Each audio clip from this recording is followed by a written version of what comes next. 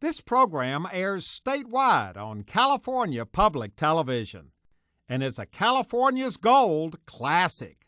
This series is endorsed by the California Teachers Association, the California School Boards Association, and the California Library Association. Hi, I'm Huell, and this is the Madicat, which is the oldest continuously operating passenger vessel in the United States. It's been chugging around Humboldt Bay here in Eureka, up in the northern part of our state, for over 81 years now. And to say this boat is a fixture here is an understatement. You know, you don't have to do a lot of research to know that ships and boats have played a large part, in fact, they continue to play a large part, in the life of our state. So what we've decided to do is to devote an entire program just to this subject. So if you got your sea legs, you're invited to come along as we go out on the water in search of California's gold.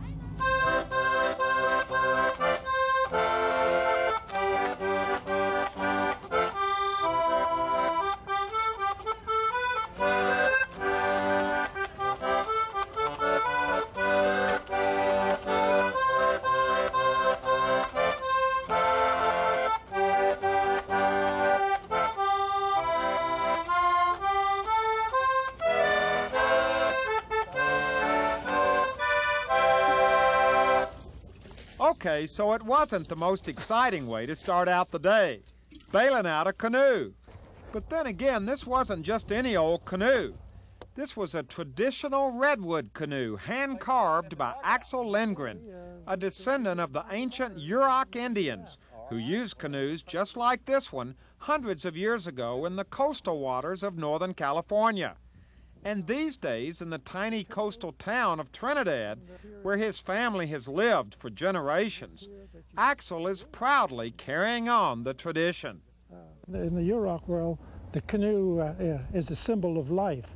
So it's given symbolic human body parts, and also it has human features. You can see here at the top of the canoe, and on the back end, it's the same way. Now that's designed after this part of the face right here. Ah, right here. Right here, that's that part. And this here is the nose.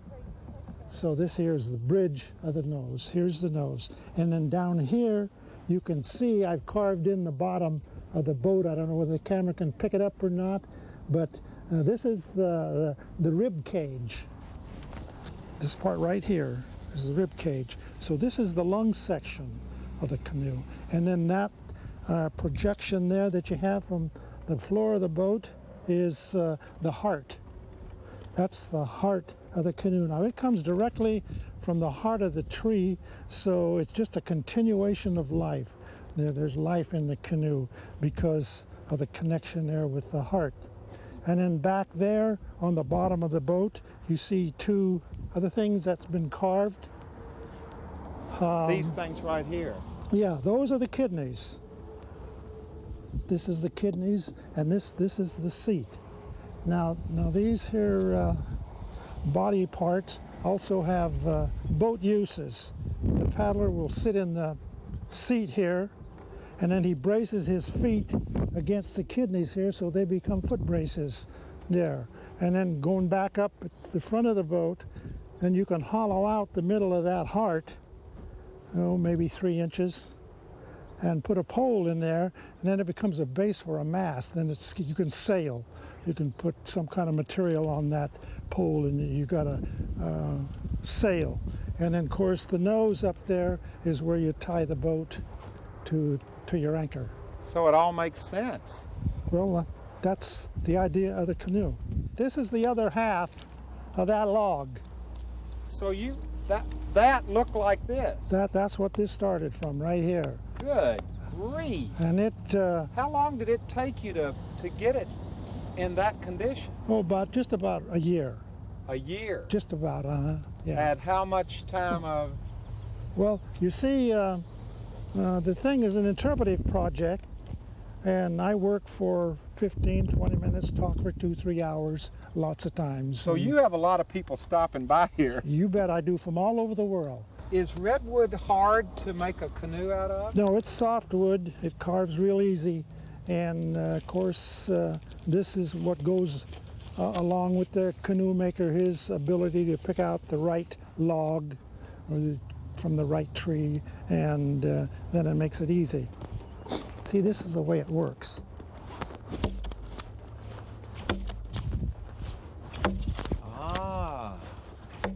Now, after Axel showed me firsthand how he makes his canoes, he offered to take me out on the bay for a ride, which was easier said than done, because that meant we first had to load it up on a trailer to get it down to the water. And we're talking about over 1,200 pounds of canoe here. But after some huffing and puffing, we did it, and we're ready to start our adventure. Axel, his son Hoss, and I paddling out on Trinidad Bay, one of the prettiest places I think I've ever seen, and listening as Axel talked about the history of this area and of the canoes. Would canoes like this have been traveling right in this same area? Some of the canoes were this big and others were smaller. According to some of the early explorers, there was a lot of them that was about 13 feet long, and they were crude, but they were seaworthy, according to what they had to say. So, how far out would a canoe like this be able to go? Well, you could go out there on a good day as far as you'd want to go, but then there was no sense of going out that far because here you got all the food right here handy. Right in the bay. Right in the bay. So this is what they stuck to then. But you could go all over out there if you wanted to go just for a canoe ride. The Talowa people, and they're the ones that are up around Crescent City, they hunted sea lions in their canoes, and they would take and when they would get a sea lion in the water, well, they'd pull right along the sea lion, and then they'd all get on the one side and tip the canoe, stand it up just like this on its edge, and then roll the sea lion into the canoe. Wow. And the canoe wouldn't roll over? No. Canoe has to be way over like this before it'll go on over. I'm the 5th generation from here, and that's by documentation. And how much beyond documentation, I can't say. Most likely right to when the 1620, when the Yuroks first settled or found the Churai village, that it would probably run back that far. So right now we're paddling in an area where 350, 400 years ago, right, your relatives. Right. This would be the ones who greeted the Spaniards when they came here in 1775. Wow. This is how we're rooted here along this area. All that beach along there we call Old Home Beach. Old Home Beach. Old Home Beach, because that's exactly what it is. All our people were right here. They were there before we were, and so that's how we term it. When we want to know where you're going, say, well, we're going down Old Home Beach. Well, we were having so much fun out in the bay, time got away from us. Suddenly, it was mid-afternoon and a strong wind had come up. The water got real choppy, too, and it was hard to paddle. So we decided to head for shore and call it a day.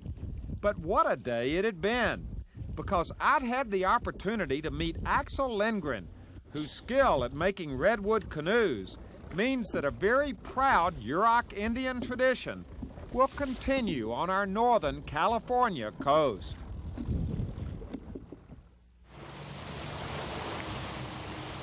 Well, there we were on a picture-perfect afternoon, cruising around San Francisco Bay on the Relief, a ship which has been designated an official National Historic Landmark. Now, this ship was originally operated by the U.S. Coast Guard. Now it's owned and maintained by the U.S. Lighthouse Society and is berthed in the port of Oakland. Originally, there were over 50 of these ships operating off the east and west coast of America. Now they've all been decommissioned, and the Relief is part of our proud nautical past. And why is the Relief so important? Why is it a historic landmark? Well, the answer is something that surprised me because I'd never even heard of such a thing. You see, the Relief was a lightship. Lightships, Huell, are floating lighthouses. Floating lighthouses. Where it was too deep or impractical to build a lighthouse, they anchored a lightship. The same aids to navigation are on a light ship, this floating lighthouse, as are on a shore type of the romantic lighthouse. We have a light, top of the mast, show the mariner the way. The ship itself is a day mark, so during the day the mariner can see what it is and where it is. It has a foghorn for inclement weather, and after 1921, lightships were equipped with radio beacons, an electronic positioning device to help the navigator. Basically, a lightship does one of two things. It says, here I am, come this way. This is the entrance to San Francisco Bay or New York Harbor or Boston. Or it says, stay away.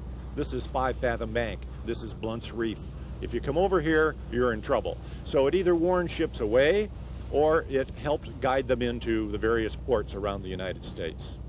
Now, there's no debate that lightships served a useful purpose. They were literally like big floating stationary buoys, positioned anywhere from 3 to 30 miles out at sea. And the crew members who were on these stationary ships were sitting out there for up to 6 weeks at a time. What was it like being stationed on a lightship? Well, there wasn't an awful lot to do. The routine was 4 hours watch standing normally, 8 hours off. And during the time you were off, if it was during the day, you'd be chipping paint or doing onboard maintenance. In the evenings, when you had time to yourself, you could play cards or read or watch old Randolph Scott movies, 40s and 50s vintage type movies, the old films. There was no TV reception to speak of on the stations normally, so it was some radio reception, but there wasn't an awful lot to do. Was this seen as good duty or bad duty, or how did people react to being stationed on a lightship for 6 weeks sitting out in the water? Well, it would depend on the individual. If he had a family, for example, I don't think he'd like it too much. I was single at the time and young, and to me, it didn't bother me that much. I really enjoyed the compensatory leave they gave you. It was 6 weeks on station, 3 weeks off. So 3 weeks, that was leave in addition to your annual leave. So we got a fair amount of time off. Now, you've got something you wanted to show us. Oh, I want to show it to you, and I want you to listen to it. It's a fog signal, Huell, and it is one of the important aids to navigation on these lightships. During periods of inclement weather or fog, the mariner couldn't see the light that's up on the foremast, but he could hear the fog signal, and each one of these ships had a fog signal with its own characteristic. This is the fog signal right here. We got Walter back there, gonna...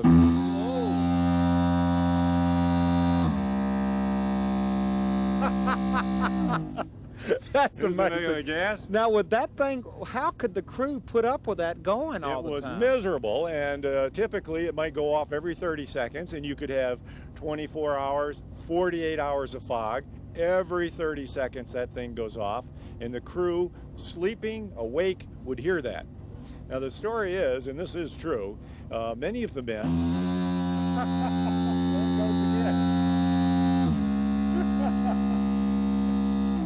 And that illustrates my point, because when the crew goes ashore, after hearing this 24 hours a day, day in and day out, they would stop in the middle of their conversation with their wives because they were so programmed to halting their conversations every 30 seconds or whatever the characteristic was, that they would have to stop automatically and then continue on with, honey, I went fishing.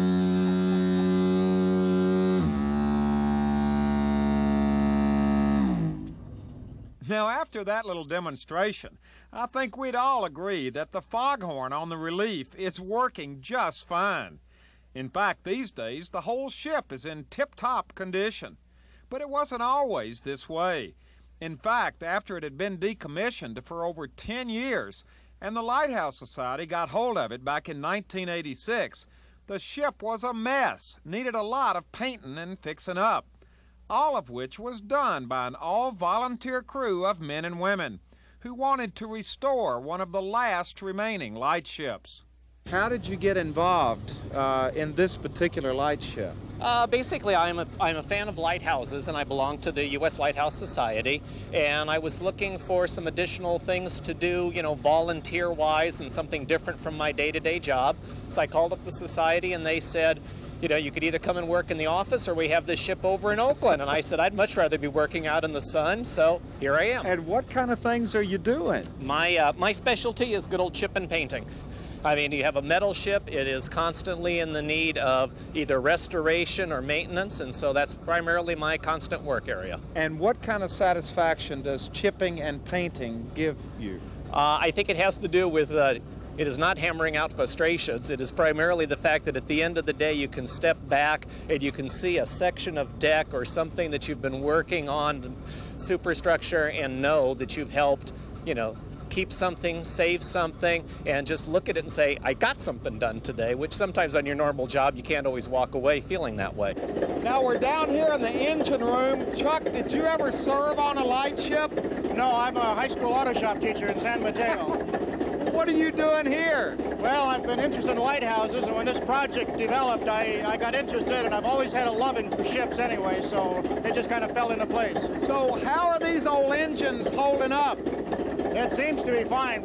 Very little has been done to this engine since we've had the ship. It's just been a great engine. It really runs great. Wow. Beautiful. So you'd rather be down here than up on deck? I'd rather be here. Now, this is my love. I like this engine. Well, it was clear to me that all the volunteers were in love with this ship. From the cook, who prepared an unbelievable meal of prime rib, which was served to a grateful and hungry crew, to the crew member who took me up to the top of the mast for a close-up look at the light itself. Everyone extremely proud of this grand old lightship, the Relief, a part of California's nautical history, which they had rescued and lovingly restored.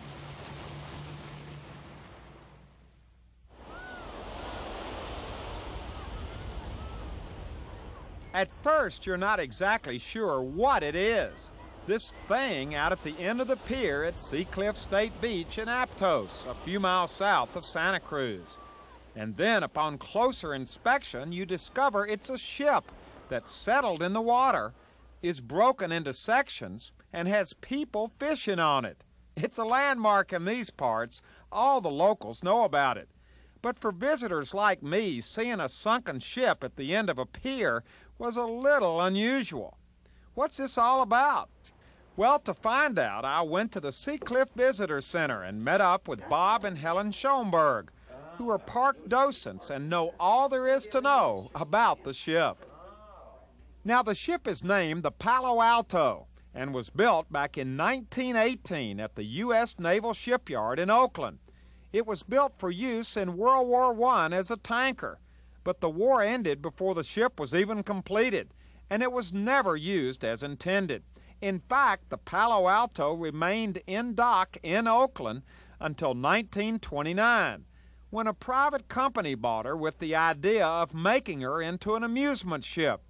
She was stripped of all her vital machinery and towed from Oakland to Seacliff Beach, where she was positioned a little bit offshore, and then had enough water let in her so that she settled to the bottom of the ocean. They then built a pier out to the ship, and in 1930 opened for business as a party ship, complete with fancy restaurants and a full ballroom for dancing. Well, it was a popular place. People flocked for miles to enjoy the shipboard fun.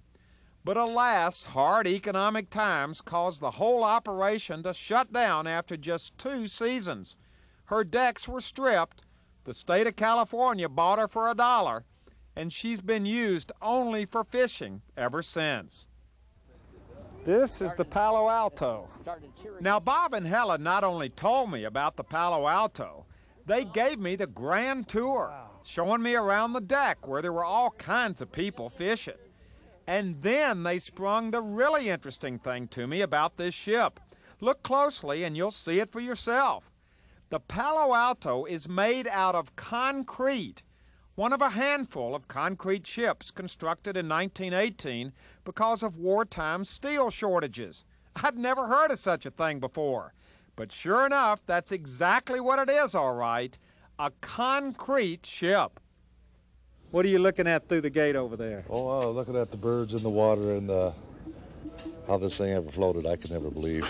That this boat would ever float? Ever float, no, it's hard to believe. Now, why is it hard to believe? Because it's made out of concrete? I know it's as heavy as steel, or not any heavier than steel, but it seems like it is. Yeah. It really does. Have you ever seen anything like this before? No. No, Never. It's pretty strange. Now, is that part of growing up around here that everybody knows about this concrete boat? Oh, you're raised with it. I mean, you learn the lesson about the boat when you're about this tall. Really? Oh, yeah. Well, I'm out here with him today because I expressed a belief that concrete ships don't float, and so this is a demonstration that they at least did once, that's all. So you didn't believe him when No, he no. said there was a concrete ship? No. I believed that he thought there was a concrete ship. Now, up to about 10 years ago, you could walk all the way out to the bow of the ship. But these days, the entire front half of the ship is fenced off. You can't go out there anymore. It's broken apart. You see, over the years, storms have taken their toll, especially the one back in 1983, which just about did the Palo Alto in. But Bob, being a docent and all, had the master key to the locked gate, and we went right out to the edge. Wow. This is something. Now, can I go down in here? I wouldn't touch it. I wouldn't trust it. Why not? Well, first place, they'd frown on it. The state wouldn't like it because it's too dangerous. You know? If you fall in there, you've had it. Look at all of this steel. That's black iron. Black iron. Not steel, it's black iron. And this brick, this red that's the brick that came from Davenport. That's how they mixed the brick with the concrete. It made it a little bit porous. Give a little bit of air into it. Just a so little bit this of help. isn't really a concrete Not ship. solid concrete. No, It's a concrete and brick ship. Mixed together. Right. And the black iron, a lot steel. of iron, and steel. A lot of iron. That held it together. So. Now, how's it holding up? This doesn't look like it's... Well, it's going. It's going fast, but it's amazing if you get under this concrete, this old blacktop into the concrete, it's like new. It's really amazing how it held up. So actually it's holding up pretty well. Right, after all these years. But if you break it away, it looks pretty solid. Still, the steel's still good under there. How does it make you feel to come out here? It almost has a ghost ship feel to it. If you come out here in the evening, you think so. When it's all dark out here, then you really think it's like a ghost ship. Because it's eerie. You know, the wind comes through here and you can hear all the old ghosts popping up. So it's an old ship, but it's still here and the people love it. So hopefully it'll last another few years.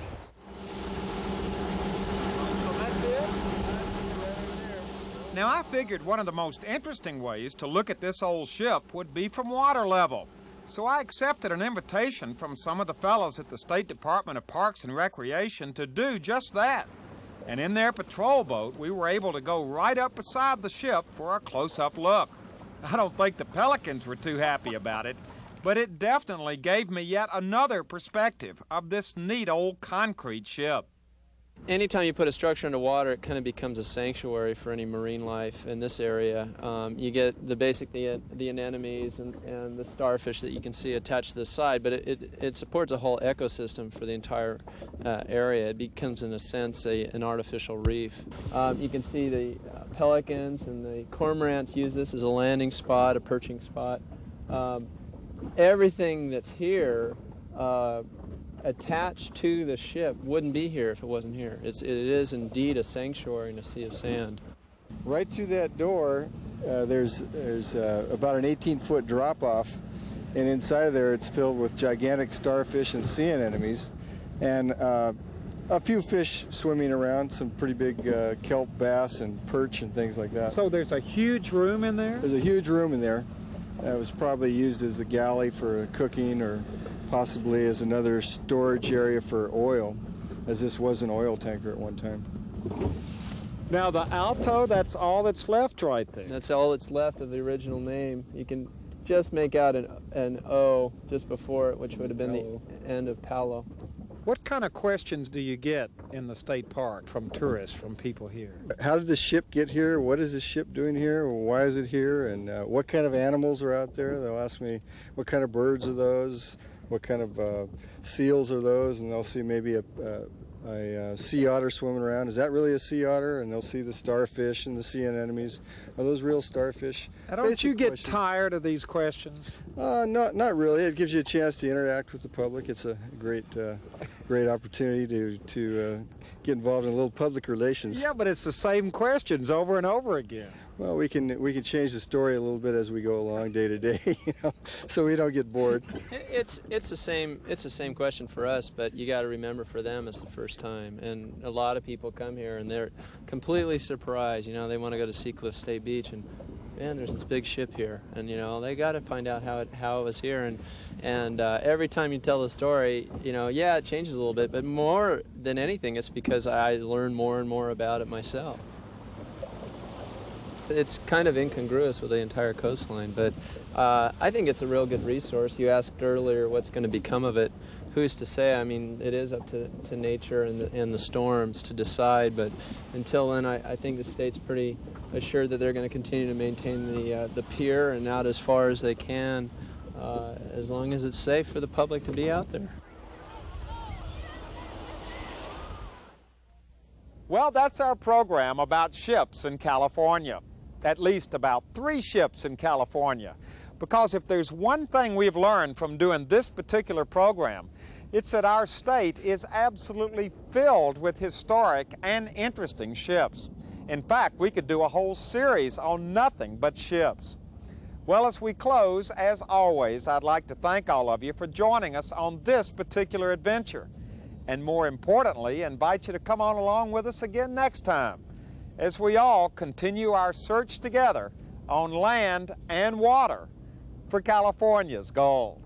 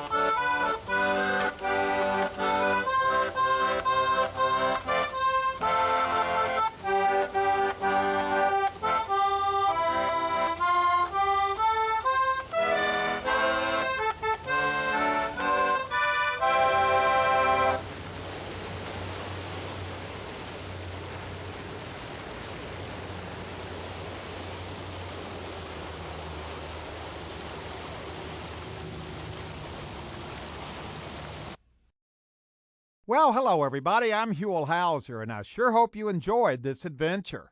If you'd like to see it again or share it with your family or friends, or perhaps donate a copy to your local school or library, it's available on video cassette and on DVD. All you have to do is call 1-800-266-5727 and we'll be glad to send it to you right away.